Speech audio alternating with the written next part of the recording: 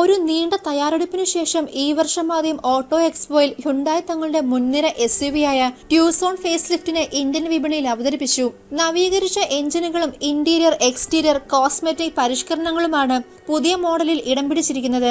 രാജ്യവ്യാപകമായി ലോക്ക്ഡൌൺ പിൻവലിച്ചു കഴിഞ്ഞാൽ ഉടൻ തന്നെ ട്യൂസോൺ വിപണിയിൽ എത്തുമെന്നും ബ്രാൻഡിന്റെ ആദ്യ അവതരണം ഈ മുൻനിര എസ്യുവി ആയിരിക്കുമെന്നും ഹ്യുണ്ടായി ഇന്ത്യയുടെ മേധാവി തരുൺ ഗാർഗാണ് ഇക്കാര്യം സ്ഥിരീകരിച്ചത്. വികസിത കാറിൽ നിന്ന് പെട്രോൾ ഡീസൽ എഞ്ചിനുകളുടെ BS6 പതിപ്പുകൾ ട്യൂസോൺ ഫേസ്ലിഫ്റ്റിൽ ഉൾപ്പെടുത്തും. 2 litre 4 cylinder naturally aspirated petrol engine 150 bhp കരുത്തിൽ 192 Nm ടോർക്ക് ഉൽപ്പാദിപ്പിക്കാൻ ശേഷിയുള്ളതായിരിക്കും. അതേസമയം 2 litre 4 cylinder turbo diesel engine 182 bhp പവറും 400 Nm ടോർക്കും ഉൽപ്പാദിപ്പിക്കും. 2 എഞ്ചിനുകളും സ്റ്റാൻഡേർഡായി ഒരു ടോർക്ക് കൺവേർട്ടർ ഓട്ടോമാറ്റിക് ഗിയർ ബോക്സുമായാണ് വരുന്നത്. എന്നാൽ പെട്രോൾ പതിപ്പ് പഴയ മോഡലിന്റെ 6 സ്പീഡ് യൂണിറ്റിനൊപ്പം എത്തും.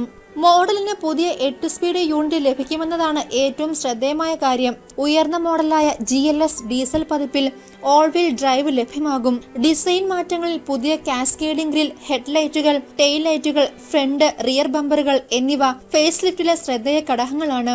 ഈ മാറ്റങ്ങൾക്ക് പുറമെ SUVയുടെ മൊത്തത്തിലുള്ള രൂപഘടന മാറ്റമില്ലാതെ തുടരുന്നു. ട്യൂസോൺ ഫേസ് ലിഫ്റ്റിന്റെ അകത്തളങ്ങളും ചില ശ്രദ്ധേയമായ പരിഷ്കരണങ്ങൾ ഹ്യുണ്ടായി അവതരിപ്പിക്കുന്നുണ്ട്. പുതിയ ഡാഷ്ബോർഡ് രൂപകൽപ്പനയാണ് ഏറ്റവും ആകർഷകം. ഹ്യുണ്ടായുടെ ബ്ലൂ ലിങ്ക് കണക്ട് ചെയ്ത കാർ സവിശേഷതകൾ ഉൾക്കൊള്ളുന്ന 8 inch touch screen infotainment system, wireless ചാർജറുകൾ, panoramic sunroof, electric front passenger seat ക്രമീകരണം എന്നിവയും ഫേസ് ലിഫ്റ്റിൽ കാണാം. GAL, GLS എന്നിങ്ങനെ 2 പതിപ്പുകളിൽ ഹ്യുണ്ടായി ട്യൂസോൺ ഫേസ് ലിഫ്റ്റ് അവതരിപ്പിക്കും. നിലവിലെ മോഡലിനെ അപേക്ഷിച്ച് വില വർദ്ധിക്കുമെന്നാണ് പ്രതീക്ഷിക്കുന്നത്.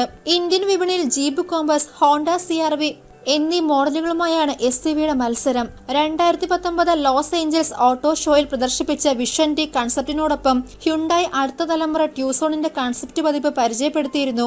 ഈ വർഷം തന്നെ പുതുതലമുറ മോഡൽ അന്താരാഷ്ട്ര വിപണിയിൽ അരങ്ങേറ്റം കുറിക്കും.